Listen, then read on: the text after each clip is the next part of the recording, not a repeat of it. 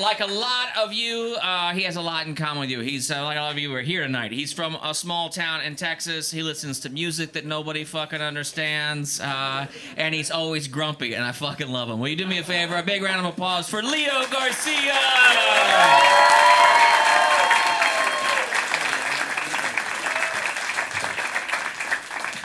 I thought he said always lumpy, and that's also accurate too. What's up, y'all? Everybody enjoying their summer break? Yeah. Did you know every adult in America gets a summer break? Did you know that? Yeah, for real. No, for real. We do. Every adult in America gets a summer break because there's no school. That means there's no school shootings. Which means we all get a break. Didn't you think the summer felt a little peaceful, right? I'm surprised companies haven't gotten on that, started advertising like, come and join us for our summer grief relief sale. Get 10 off 25 for not having to mourn some children. I'm like, whoa, pretty cool. Right? Did you think about it? It's a pretty peaceful summer, except for all those immigrant kids. We're still like, nah, we'll wait till fall.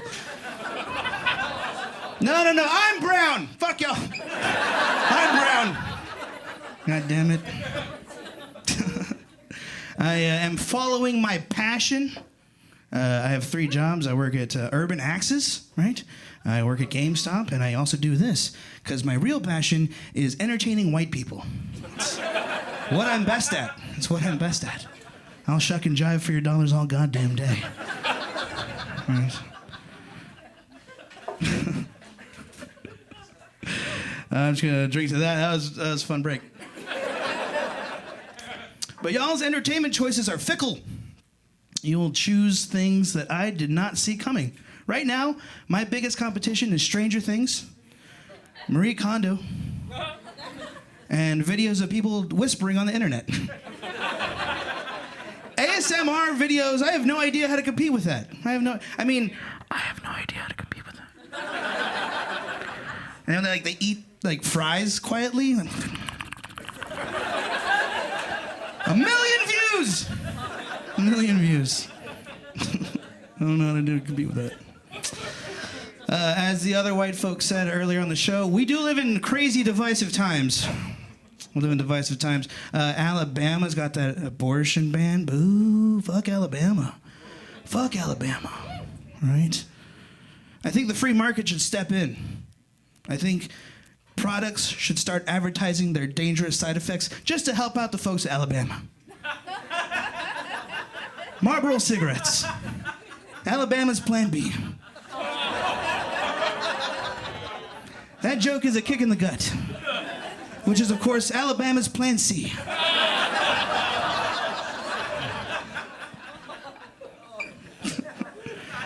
We do live in divisive times. Ice has ruined regular ice. Fucking hate ice. And somebody hands me a drink like, you want some ice? I'm like, fuck ice. All my drinks are warm this summer. Sucks. We do live in divisive times. We live in times so divisive, I can't even look at Neapolitan ice cream. Right? You know exactly where I'm going. Thank you. I can't even look at Neapolitan ice cream without thinking, why are all these colors so segregated? Who did this? Why are they in separate but equal portions? And why is the vanilla so far away from the chocolate? Why is this ice cream gerrymandered exactly like Austin? Why? Yeah, that one's fun. Take it right to your face. I like to imagine a white supremacist eating Neapolitan ice cream. Like, he opens up and it's just like, I'll feel you, my vanilla brother, trapped in there against other colors, against your will. I'm gonna liberate you. And then he eats it. I don't know. I think that means I'm part of the problem. Not sure. Of course, in Neapolitan ice cream, I don't eat the vanilla, right? It's boring, and it has been forever. And that's why vanilla is so angry. And that's why vanilla votes the way it does. It just doesn't know what to do with all its seniority or whatever. I don't trust vanilla, because vanilla's always trying to go back to the good old days. Even vanilla extract still comes in a pre-civil rights bottle. Let's update that. I don't get that shit. Vanilla is always trying to go back to the good old days, though. It's always like, hey, why don't you come try my handmade, home-churned 1905 style vanilla? You know, before all those other flavors ruined everything. You wouldn't even have ice cream if it weren't for vanilla, and you're like, man, calm down, calm. It was just an election. There's another coming up. Fucking shut up. We do live in divisive times. I'm a Mexican fella, if I had to tell you that. I'm not sure if I had to, but... The other day, somebody thought I was an Islander, and I was like, yeah, I'm Jason Momoa. Fuck you. I am a Mexican fella. The other day, somebody called me a beaner. All right? But based on my poop, they should have called me a corner.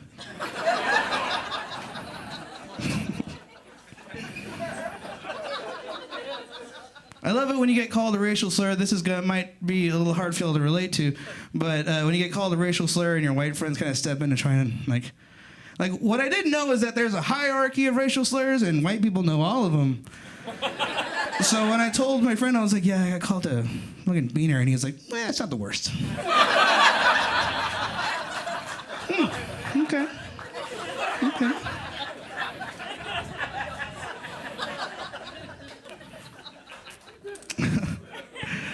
I don't know what it is about the word beaner is just, it's weird. I let it get to me, and that same well-meaning white friend was like, listen, don't fucking give that racist the time. Just let that shit roll off your back like water.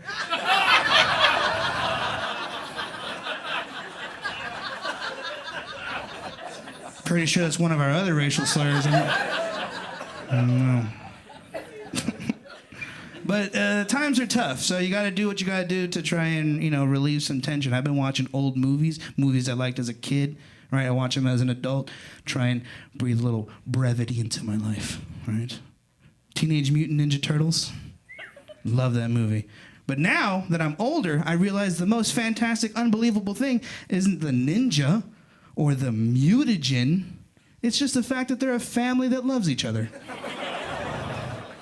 You know what the most amazing part of Ninja Turtles is? Their communication skills. I didn't see that coming. They really hear each other out. It's pretty nice. Also, there's ninjutsu, which I'm pretty sure was culturally appropriated. I have no idea. I recently watched Pocahontas. That's a fun one.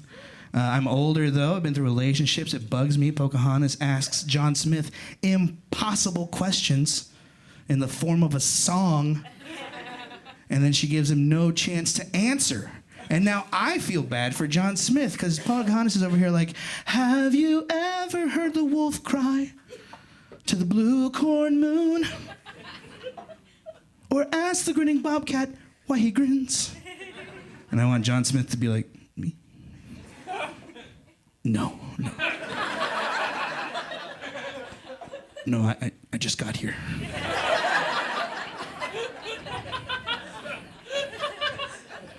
I'm kind of the first white man you ever saw. I don't know why you expect me to be able to do all that. What the hell is a bobcat? And the native people are like, what is hell? And John Smith is like, I'll show you. All ASMR style, I'll show you. 1 million views!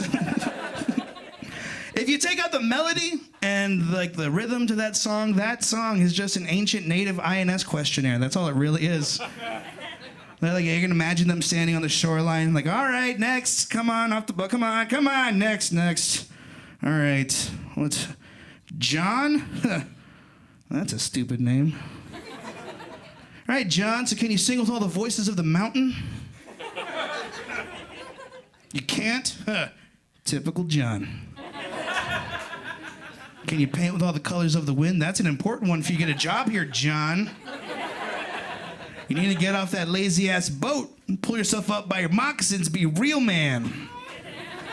I don't know why I made Native Americans so right-wing, but it just works in this scenario. I don't know. It just works. Matt mentioned that I listen to music people don't like. I listen to metal. Anybody listen to metal? Yeah. All right, that's in a room full. That's a pretty good amount. I grew up in South Texas. I love going to metal concerts. I love going to metal concerts in South Texas because there, everybody's fat! And it makes the mosh pits really comfortable. It's not even the same kind of thing. Right? I once saw Metallica at the LA Coliseum. Right? The mosh pit was all ribs and bruises and bones, and it hurt. Okay? I saw Hatebreed in San Antonio, and I was like, this is like being in a wave pool. Why is everyone so soft here? Does it have anything to do with the annual Barbacoa and Big Red Festival they have every year? Get me a ticket, right? Can you push me to the refreshments?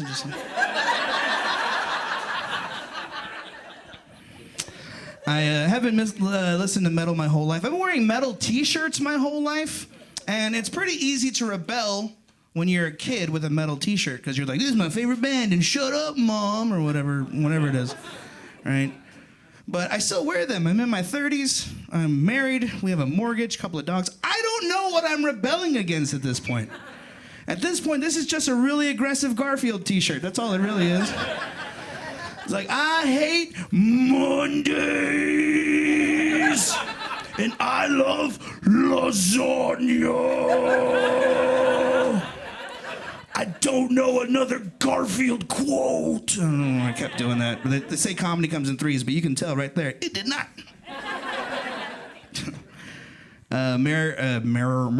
Metal gets a lot of criticism because it's got some aggressive lyrics, and it should, right? And there's other music out there equally aggressive we've been letting go for way too long. I'm talking oldies. I'm talking classic rock. Any oldies song that has the lyric, she's only, and then her age, bad start. A bad start. It never ends well. It never ends with like, she's only age appropriate. Or she's only none of my business. The songs are always like, she's a teenager and I'm gonna bang her. And America's like, yeah! Put that on the radio! For 40 years! Put that on the radio for 40 years! There's this old song, it's like, beep beep beep beep beep beep. Sounds fun, right? One of the lyrics in it is, if her daddy's rich, take her out for a meal. If her daddy's poor, just do what you feel. I feel like I should report you to someone. Right? I feel like this song didn't age the way you think it did. And I'd wish you stopped singing it, Dad. So I mentioned the 4th of July. I took my family to go hang out with my other family. I have a dad who talks too much, and I have a stepdad who talks too much. And one's brown, one's white. I just pointed them at each other and left. It was awesome. If you have different opinions on family sides, just point them at each other and leave. Did you know you could do that? That was so nice. But yeah, I don't know. I am Mexican. I am metal. I grew up very macho. I'm trying to remove some of that macho from my life because I realize it skews the way I see the world, and in particular, skews things that have happened to me. For example, when I was 18, I was in a band here in town. We did a Metallica tribute show. I was in the paper. Sure, because of that, I slept with a 35-year-old woman. Pretty rad, right? At least that's what Macho told me. Macho told me that was fucking rad. But now I'm in my 30s. I've worked with teenagers, and I realized, something's fucking wrong here. Something's fucking wrong. Because if you take out all the cool macho shit, I just got used by a 35-year-old. Not as cool. See, the night went down like this. I'm 18, she's 35. I'm at her place, right? She bought us a bottle of Parrot Bay, okay? That's a Predator rum, first of all.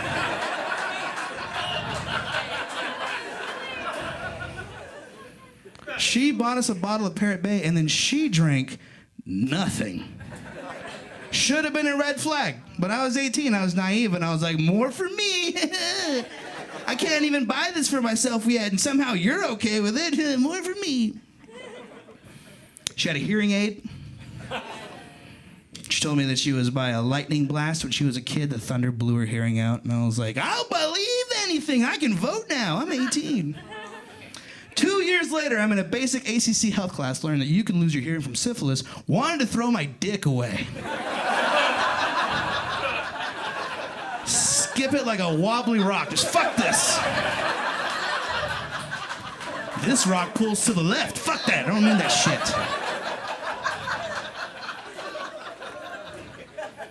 Last thing that told me I was in over my head. It's 6 a.m. I'm trying to skedaddle, right? I'm trying to leave. I get up out of bed and she wakes up with the full authority of a 35-year-old. Hey, where are you going? And I was like, oh, I gotta go. I gotta leave. I gotta go. And she was like, where does an 18-year-old need to be at 6 in the morning? I was like, good point. And I laid back down for like 3 hours. Macho shit is so powerful, I didn't know that was an embarrassing story for like 15 years. I told my wife that story. She was like, Jesus Christ, dude. Like all concerned. She was like,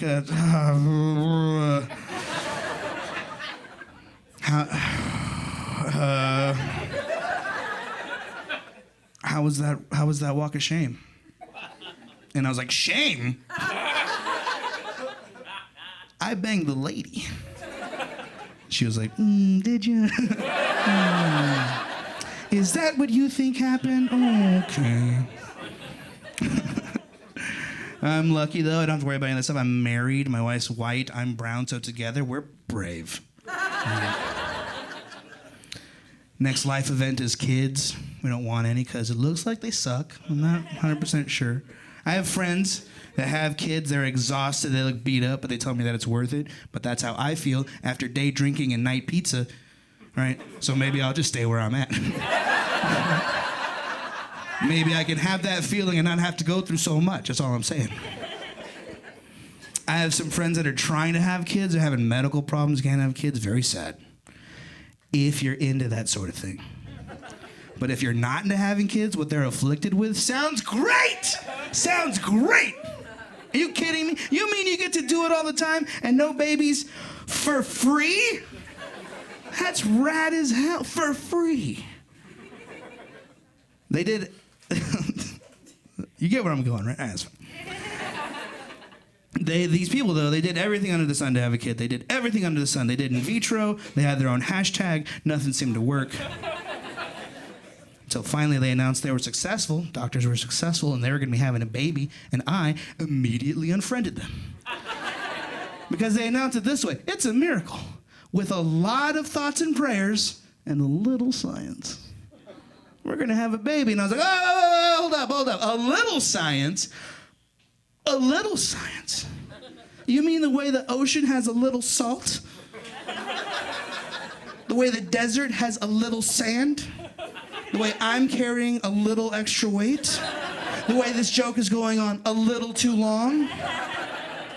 That's a science baby. The only miracle here is that science was able to give you a child, whereas God was like,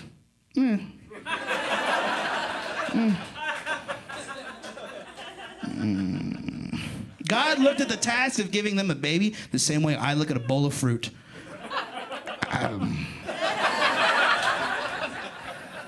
I don't think so. Not today. There is one thing out there, though, that makes me want to have a kid. There's one thing that makes me want to have a kid is me and my white wife.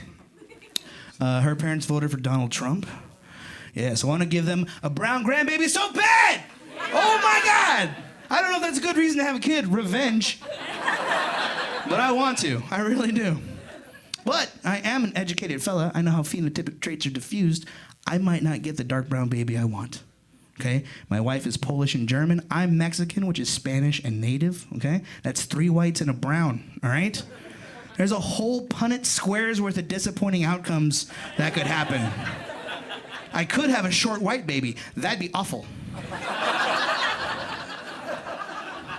They're the angriest. The entire alt-right is this tall. And that's why their hair's all slicked over, because everybody's just like, shut up. Shut your mouth. Shut up. I could have a perfectly blended baby, perfectly blended to where everybody, its whole life is like, no, dude, where are you really from? I could have a tall blonde lady. That'd be an interesting birth. Teach her everything I know about the intersectionality of race, class, and gender. Have her be insufferably woke like her daddy. Be like, mija, you gotta finish your chicken and rice. She's like, Dad, it's pronounced arroz con pollo. Okay. All right. Our people have suffered enough. Yo, I'm Leo Garcia. Y'all have a fantastic evening.